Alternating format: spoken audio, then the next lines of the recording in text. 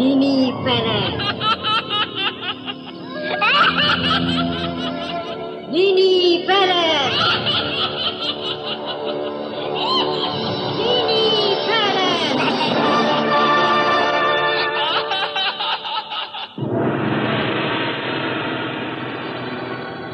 Teater Sanggar Cerita dengan bangga mempersembahkan sebuah serial sandiwara radio, Misteri Nini Pelet.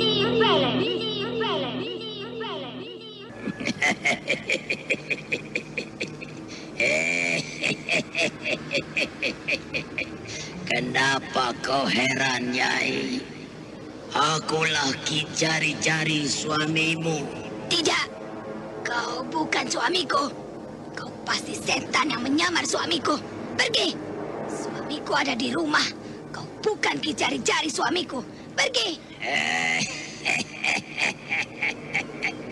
Kau memang tidak akan percaya, Nyai. Perhatikanlah aku baik-baik. Apa itu? Itu dia manusia serigala setan itu. Dia baru keluar dari rumahmu. Kejar! Bunuh makhluk siluman itu. Kejar! Ayo, tangkap serigala setan itu. Bunuh! Itu dia, Kepung. Ayo, Kepung. Tangkap. Bunuh! Dia sudah tidak bisa lari. Ayo, bunuh! Ayo, serang. Ayo, Ayo, itu dia. Tidak, jangan. Ampun. Misteri Nini Pelet. Kali ini mempersembahkan episode ke-17 dengan judul Serigala Setan. Naskah karya Ari Hidayat. Teknik dan montase Moko Metal. Dengan sutradara Dian Pertiwi.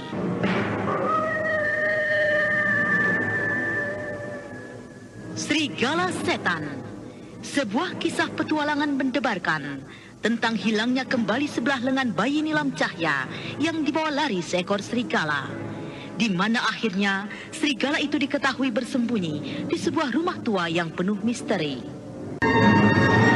Dalam seri yang ke-12 ini didukung oleh Novia Mandaki sebagai Nyai Jari-Jari, Idris Apandi sebagai Ki Jari-Jari, Samini sebagai Bidari, dan Harry S sebagai Ki Tongkot. Pengantar cerita Eli Kusuma. Selamat mendengarkan. Nyai Jari-Jari tanpa ditemani Ki Jari-Jari suaminya berangkat bersama Bidari dan Ki Tongkot ke rumah tua. Bidari tidak tahu apa maksud ibunya mengajak ke rumah tua tengah malam seperti itu.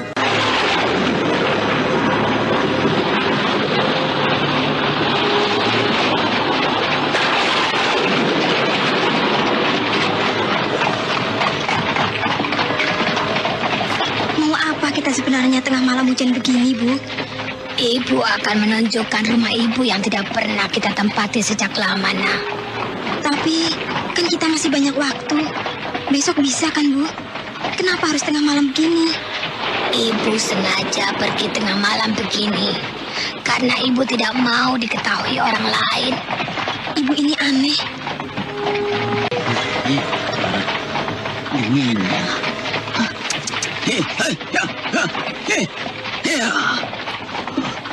Nyai Jari-Jari itu orangnya aneh.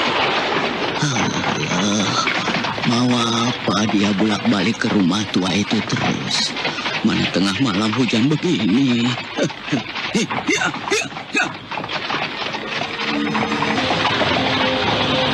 Kereta kuda yang ditumpangi Nyai Jari-Jari dan Bidari terus melaju di bawah hujan lebat. Hingga akhirnya kereta kuda itu sampai di pintu gerbang halaman rumah tua. Kau lihat di depan itu. Itulah rumah ibu. Besar sekali. Bangunan tua bertingkat.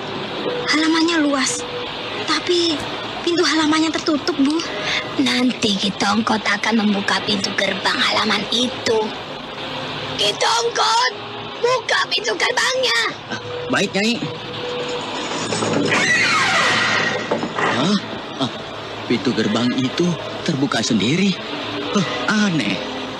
Nyai Jari-Jari, pintu gerbang itu tiba-tiba terbuka sendiri, Nyai. Saya sungguh tidak mengerti.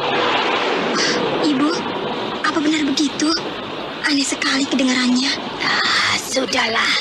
Masukkan kereta kuda ini ke dalam kitongkot. Baik, Nyai.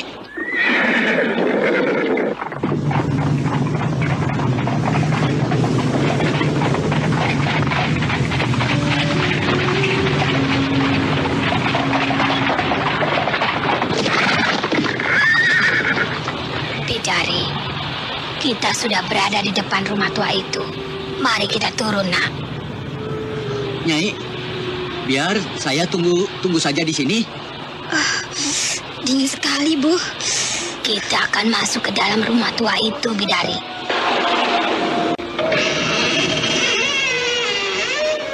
Nah, pintunya sudah Ibu buka. Mari kita masuk.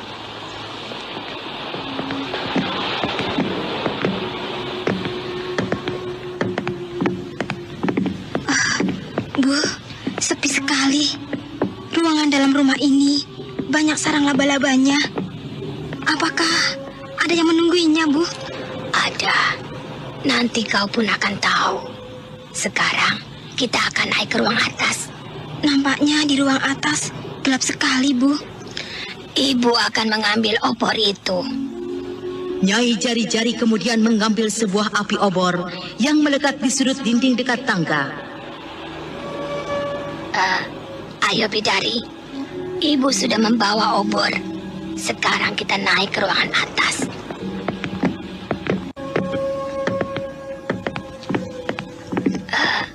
Hati-hati Bidari. Baru beberapa langkah, Nyai Jari-Jari dan Bidari menaiki tangga. Mendadak seluruh api obor padam. Ibu, gelap sekali. Di mana kau, Bu? Jangan panik Bidari, Ibu di dekatmu. Aneh sekali. Kenapa tiba-tiba seluruh api obor padam? Tadi api obor yang dipegang Ibu sepertinya ada yang meniup. Kau ada-ada saja. Barangkali terkena angin. Tapi angin tidak masuk kemari, Bu. Suasana gelap gulita. Nyai Jari-Jari dan Bidari saling berpegangan. Dari arah belakang Bidari, mendadak sebuah tangan kasar penuh dengan bulu-bulu binatang serigala menyumbat mulut Bidari. Ibu, tolong. Tidak. Bidari, kau kenapa? Di mana kau Bidari? Api-api obor semuanya tiba-tiba menyala lagi. Aneh. Bidari, di mana kau Bidari? Bidari, di mana anakku? Kenapa dia menghilang? Nyai Jari-Jari yang masih berdiri keheranan tiba-tiba dikejutkan dengan munculnya sosok tubuh di hadapannya. Kau datang. Aku datang ingin menemuimu. Aku sudah membawa gadis itu, tapi Bidari lenyap entah kemana. Tubuh Nyai Jari-Jari gemetaran. Perlahan-lahan sosok tubuh itu membalikkan tubuhnya. Kau itu? Tidak, aku tidak percaya.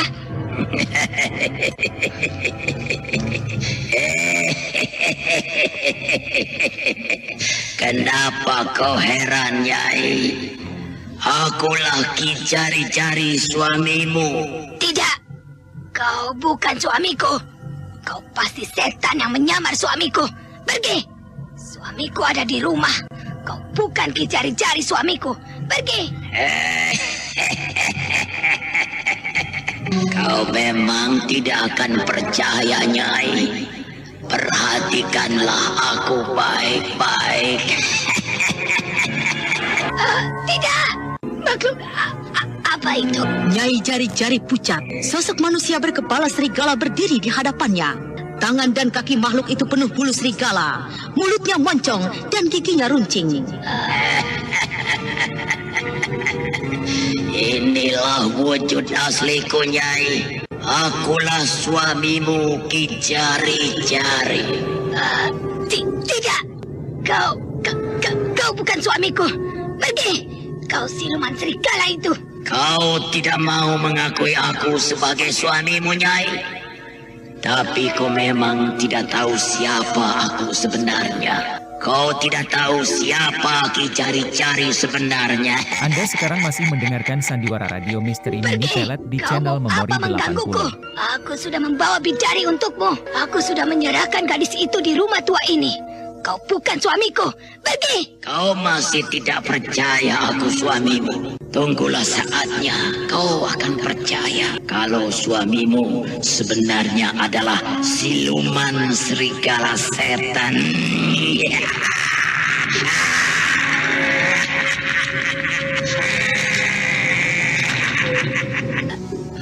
Makhluk itu sudah lenyap. Aku rasanya sulit mempercayai apa yang dikatakan siluman serigala itu. Dia mengaku suamiku, tapi semula yang aku lihat, dia memang Ki Jari-Jari suamiku. Tapi aku tidak percaya. Bagaimana mungkin suamiku siluman serigala? Akhirnya Nyai Jari-Jari berlari keluar menuju kereta kudanya. Kita kembali sekarang, Nyai. Iya. Ayo, cepat jalankan kereta kudanya. Nyai Bidari mana? Kau jangan banyak tanya. Cepat Ki Tongkot, jalankan kereta kudanya. Baik, Nyai. Hei, ha, ha. Ya, ya, ya, ya, ya.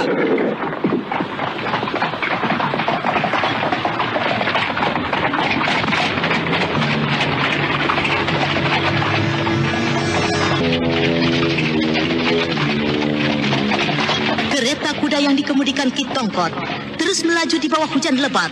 Setelah melalui induk desa, kemudian kereta kuda itu sampai di rumah Nyai Jari-Jari.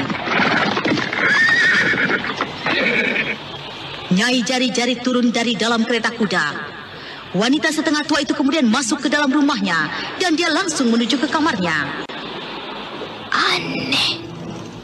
Kenapa perasaanku jadi tidak enak? Hatiku berdebar-debar.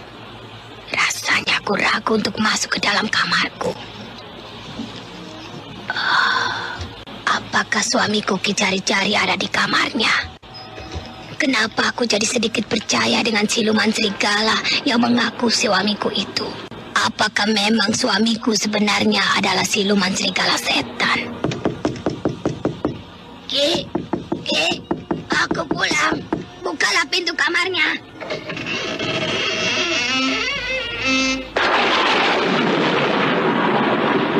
Pintu kamar itu terbuka sendiri. Aneh. Kenapa bulu kuduku berinding? Wanita itu kemudian melangkah masuk ke dalam kamarnya. Lalu dia menjadi terkejut ketika melihat ranjang tidur kamarnya penuh berlumuran darah. Darah!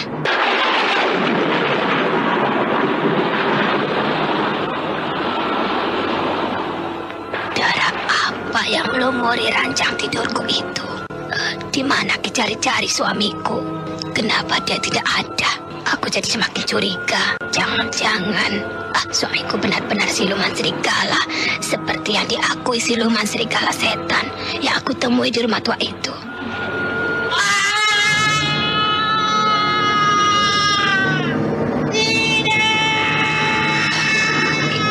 Itu suara Ki Tongkot. Dia sepertinya mengalami bahaya. Ada apa dengan dia? Aku harus melihatnya.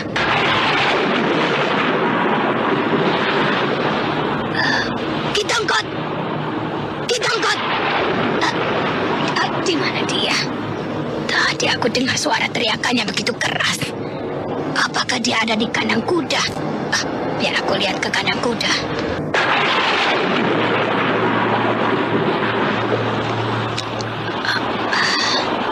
Sepi-sepi saja di kandang kuda ini. Di mana Ki Tongkot? Ki Tongkot! Ki Tongkot! Ki Tongkot tidak ada. Di mana dia? Ini. Ya, apa ini yang menetes dari atas? Darah. Darah segar menetes dari atas. Sepertinya darah manusia. Apakah manusia ada di atas itu? Ki Tongkot! Nyai Jari-Jari terkejut. Dia melihat tubuh Ki Tongkot tergantung sudah menjadi mayat. Darah segar menetes dari bagian leher mayat itu yang hancur bekas gigitan binatang buas. Ki Tongkot, dia sudah menjadi mayat. Siapa yang kejam membunuhnya? Lehernya nampak luka bekas gigitan binatang buas. Apakah dia menjadi korban serigala setan? Nyai Jari-Jari segera meninggalkan kandang kuda itu. Mendadak dia menghentikan langkahnya. Dia melihat seorang nenek bungkuk tengah berjalan di bawah hujan lebat. Ada orang datang. Sepertinya seorang nenek bungkuk. Oh, apakah nenek yang mencari nilam cahaya itu lagi yang datang? Tapi rasanya bukan. Aku tidak kenal nenek itu. Oh, nenek itu semakin mendekati aku. Nyai Jari-Jari belum lagi hilang rasa heran dan takutnya. Setelah dia menemukan mayat Kitongkot pembantunya yang tergantung di kandang kuda, mendadak seorang nenek bungkuk muncul dari kegelapan.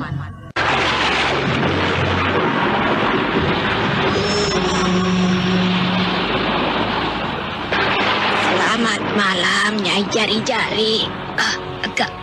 Kau, siapa kau?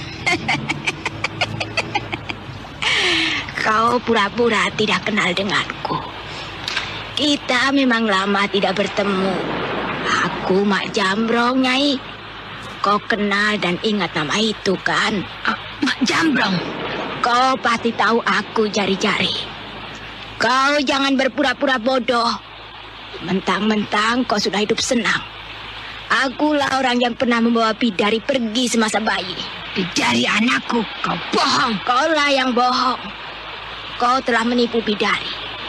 Bidari kau akui sebagai anakmu. Kau kira aku tidak tahu siapa kau Jari-Jari? Kau pelacur licik. Tutup mulutmu. Kau jangan bicara sembarangan. Jari-Jari, kau masih saja berpura-pura bodoh. Kau pikir aku tidak tahu, huh? Aku tidak menipu. Jari anakku, aku ibunya. Dusta. Kau pelacur. Bidari anak Nyai Keling. Kau kenalkan siapa Nyai Keling? Dialah yang melahirkan Bidari. Dialah wanita yang pernah kau rusak wajahnya. Fitnah. Jaga mulutmu, nenek bungkuk. Kau jangan berlagak sekarang, Jari-Jari. Kini kau puas karena kau sudah menguasai seluruh harta Nyai Keling, ibu Bidari itu. Licik, serakah, fitnah. Pergi kau. Aku tidak kenal siapa kau. Pergi. Baik, aku akan pergi. Tapi ingat, satu ketika dirimu akan terbongkar. Semua orang akan tahu siapa dirimu. Pergi kau, pergi. Oh, dia datang. Mak Jambrong. Aku memang kenal dengan nenek itu. Aku khawatir sekali. Bagaimana jika dia membongkar seluruh rahasiaku? Karena aku memang sebenarnya sudah tahu siapa Mak Jambrong. Dia juga sudah tahu siapa aku. Bidari memang bukan anakku. Gadis itu anak Nyai Keling yang pernah aku sakiti. Kini Nyai Keling berada di ruangan rahasia bawah tanah. Pernah ada orang yang tahu di mana Nyai Keling kini berada. Tapi Mak Jambrong sudah tahu kalau aku memang bekas pelacur. Aku memang ingin menguasai seluruh harta kekayaan Sardula Muja, suami Nyai Keling, yang dulu pernah jadi suamiku. Dialah yang sering aku sebutkan sebagai serigala setan. Malam terus merayap jauh. Hujan lebat masih mengguyur desa Sindang. Sementara itu, marilah kita lihat ke sebuah ruangan bawah tanah yang ada di rumah tua. Di mana aku? Sepertinya aku berada di dalam goa. Tapi aneh, ini bukan goa. Ini sebuah ruangan nampaknya. Ya, aku ingat. Semula aku berada di rumah tua. Aku tidak sadar lagi ketika sebuah tangan membekap mulutku hingga aku kini berada dalam ruangan ini. Ruangan apa ini sebenarnya? Mayat. Mayat. Wajah gadis itu menjadi tegang dan pucat. Ruangan itu penuh mayat-mayat busuk yang bergantungan di kanan kirinya. Baru saja dia akan menyenderkan tubuhnya pada dinding ruangan itu, dia menyentuh dan menginjak mayat busuk lagi. Mayat lagi. Tidak. Ruangan ini penuh sekali dengan mayat busuk. Ruangan ini sepertinya tempat penyimpanan mayat.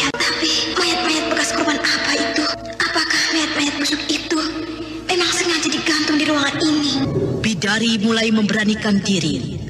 Gadis itu perlahan-lahan melangkah melalui mayat-mayat itu. Hingga akhirnya sampailah di sebuah ruangan yang banyak berserakan tulang-tulang tengkorak manusia. Ruangan apa lagi ini? Kotor sekali, penuh tulang-tulang tengkorak manusia berserakan. Kukira tempat ini memang tempat Anda sekarang masih mendengarkan sandiwara radio Misteri Nini Pelet di channel Memori 80. Ada orang. Pandangan bidari terpaku ke sudut ruangan itu. Nampak seorang wanita tengah duduk di sebuah kursi malas. Siapa kau? Siapa wanita itu? Wajahnya tertutup kerudung hitam. Sepertinya dia tidak mau memperlihatkan wajahnya itu. Kau akhirnya datang juga. Nyai bicara dengan saya. Duduklah di hadapanku, anakku. Nyai, siapa Nyai sebenarnya?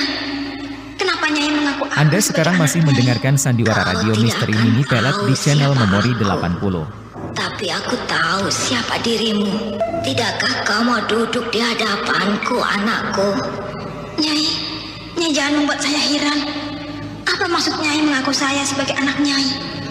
Saya tidak kenal Nyai. Saya baru bertemu Nyai di ruangan ini. Saya adalah anak Nyai Jari-Jari. Jangan kau sebut-sebut nama perempuan nakal itu, anakku. Nyai, jangan bicara sembarangan. Kenapa Nyai mengatakan Nyai Jari-Jari ibu saya adalah perempuan nakal? Apakah Nyai sudah kenal dengan ibu saya? Siapa Nyai sebenarnya? Saya merasa tersinggung karena Nyai memperolok ibu saya dengan sebutan perempuan nakal. Nyai tidak sopan sekali. Apakah pantas kata-kata itu Nyai ucapkan di hadapan anaknya? Kau telah tertipu, anakku. Dia bukan ibumu. Dia hanyalah tidak lebih seorang perempuan nakal yang hina, yang telah merebut seluruh kebahagiaanku, merebut suamiku.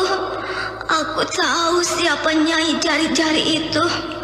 Dia perempuan licik, dia serakah. Kau perhatikanlah wajahku baik-baik. Wanita setengah tua itu perlahan-lahan membuka kerudung hitamnya yang menutupi wajahnya. Mengerikan sekali wajah wanita itu. Seluruh kulit wajahnya hancur seperti meleleh. Sepertinya wajah wanita itu bekas tersiram air panas. Kau takut melihat wajahku yang buruk ini? Inilah bukti kelicikan dan keserakahan Nyai Jari-Jari. Perempuan nakal itu. Nyai sepertinya menyimpan dendam pada Nyai Jari-Jari. Saya sungguh tidak mengerti. Apakah benar Nyai Jari-Jari bukan ibu kandung saya? Apakah benar dia bekas perempuan nakal? Dan apakah kata-katanya bisa saya percaya?